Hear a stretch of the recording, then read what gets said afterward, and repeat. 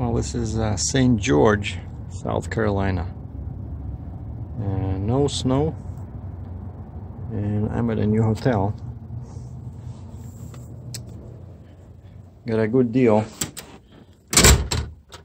because I was able to use my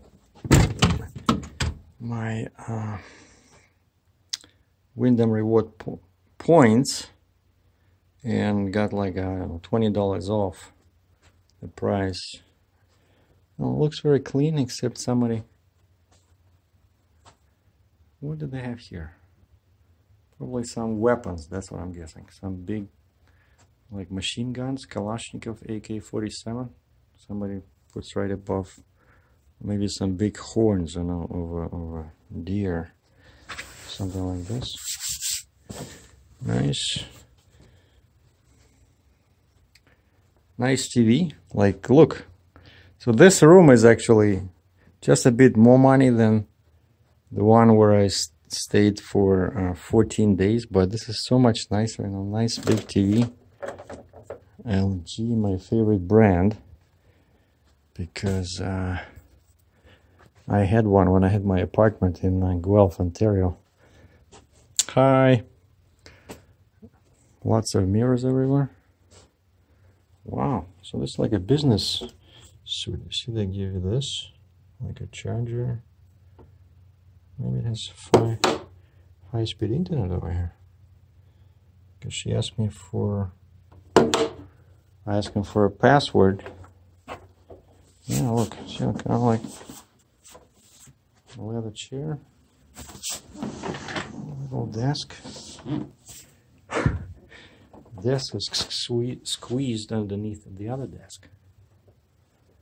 And here we have.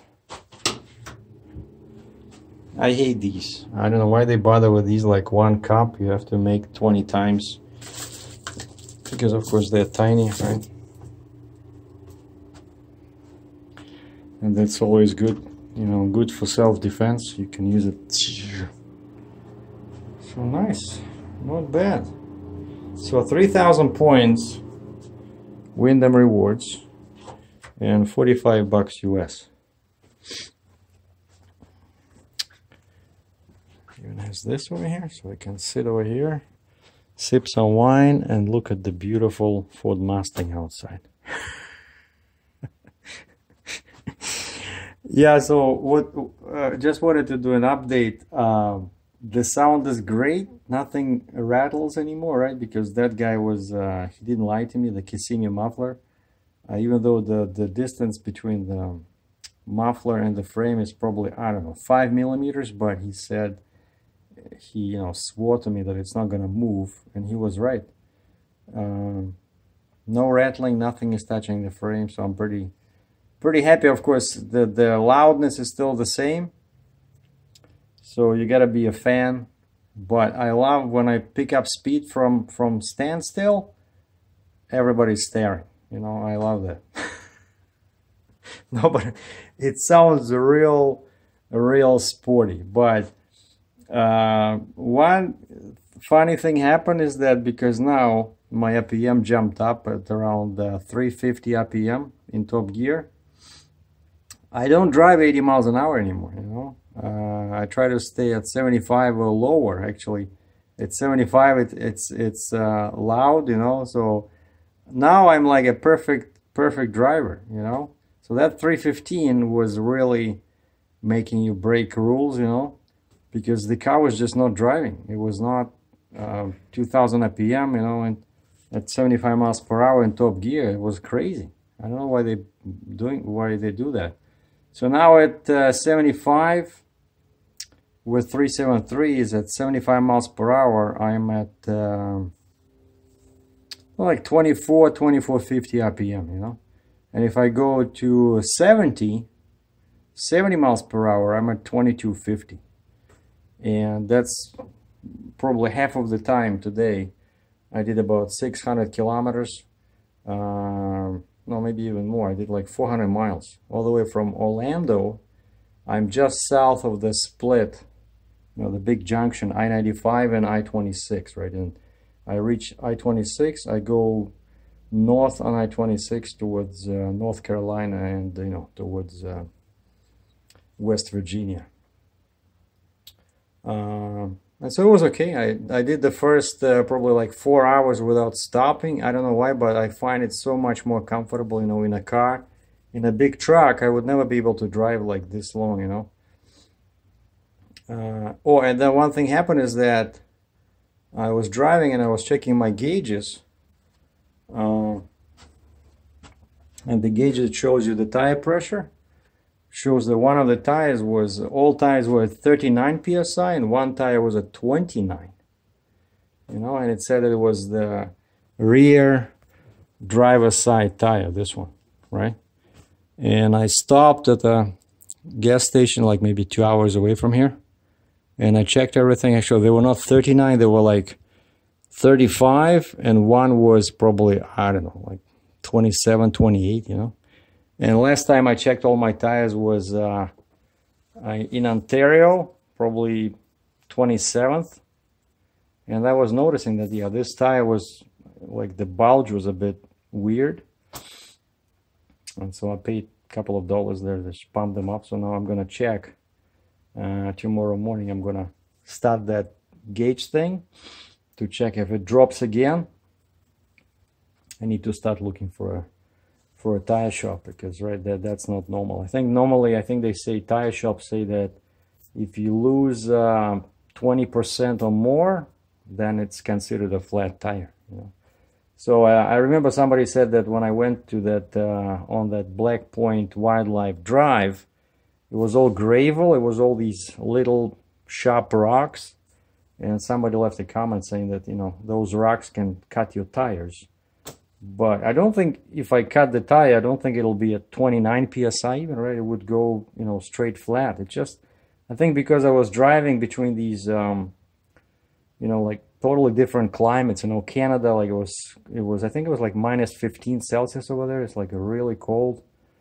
And then I started driving here, and here in Florida, I mean here, over there, it was, you know, 30 degrees one day, 75 during the afternoon. It was like crazy, up, down, up and down, you know. And so that affects your tire pressure, of course. So nothing new about the truck. The truck is coming. So the down payment was dropped from 22,000 Canadian to 15. And they're gonna do accelerated payments. So they're gonna charge me this 7,000 bucks on top of the regular payment. So it's kind of like they're giving me a, you know, like a super short loan, which is good. And yeah, I still gotta do a bunch of paperwork for this past 3 months, like IFTA. I did that one. I just need to, when I'm home, go to the bank and get the check or money order, certified check, and send that one. And now I still need to do HUT, hot from New York, return for the miles I did in New York State. And then Kentucky, and they say even if you don't do any miles in Kentucky, and I don't believe I went into Kentucky, you still have to do a report online, right? And that's what's happening. So I think I'll be back in Ontario probably Sunday. And Sunday we have this magazine, truckandtrailer.ca, truckandtrailer.ca, Canada, right? Canadian. It's a magazine just full of ads, trucks and trailers for sale. And that's where the guy found my Mac, right, when I sold it. And so I put an ad about my trailer in there. And a couple of people were, I already talked to a couple of guys, and this guy is actually coming on Sunday to see the trailer. And I said, yeah, I'll be there Sunday. So today's Thursday. I have about, if I did 400 today, I think I have like 800 miles to go. But with this car, I'm telling you, like now I'm so happy with this 373. It's perfect. You know, you can go fast, you can go slow. I don't shift as much. I'm in the top 6 gear. I don't know, 90% of the time on the freeway. Like if the traffic slows down to 60, I stay at it's like 2000 RPM in top 6 gear, you know. So I can go from 60 to 90 or 100 miles an hour all in one gear, you know. So 373, the best money I ever spent on this car. And I'm still using 93 gas for, but it's not that popular in Canada. Only a few stations sells it over there, so usually I get 91. So when I hit Ontario, like the station where I always go, it always only has 91, but no ethanol. Like 87, 89, you get ethanol, like 10 and 5% respectively. And when you go to 91, the most expensive one, they don't have 93. So 91, no ethanol. And I really love that gas. So I just have to hook up my tuner to the car's computer and reprogram from 93 to 91. So this is it. Yep. So Sunday I'll be back in Ontario.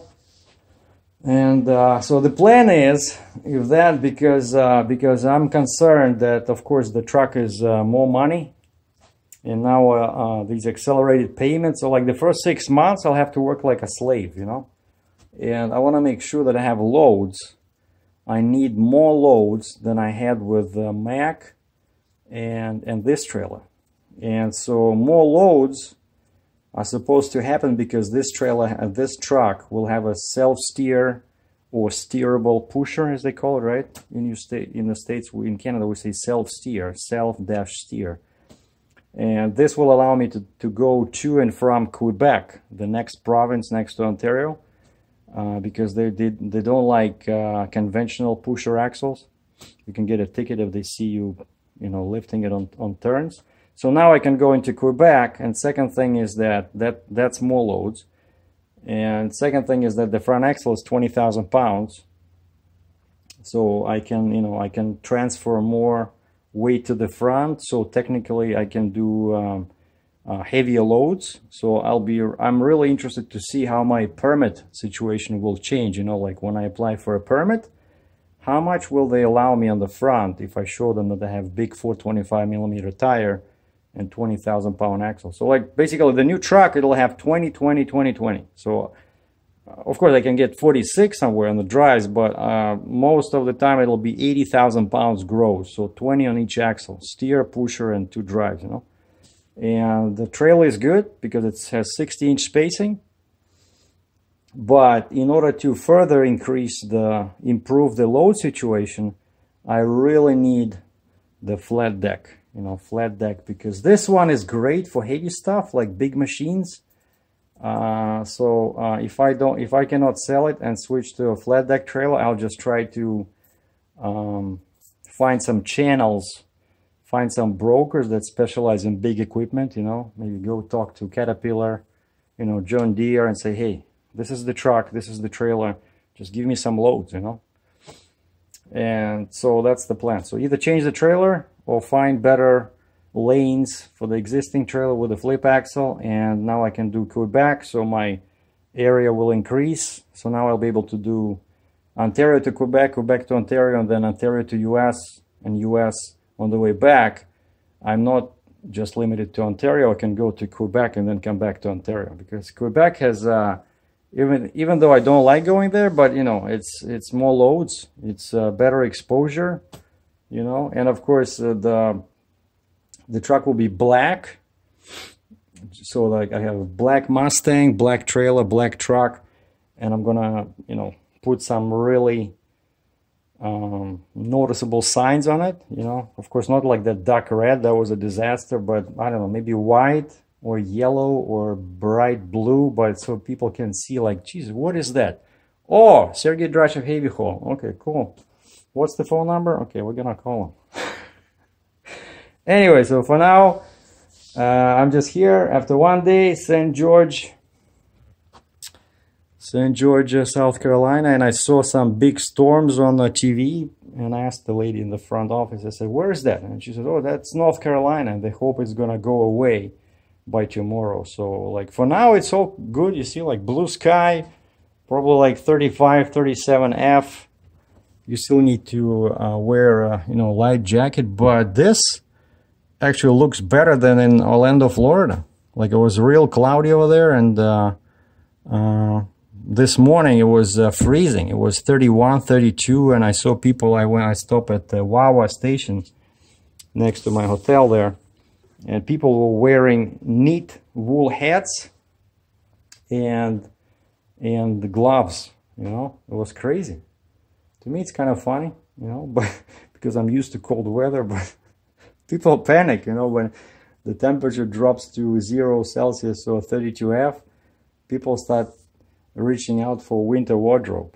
So anyway, from St. George, South Carolina, this is Captain Sergey. Stay tuned.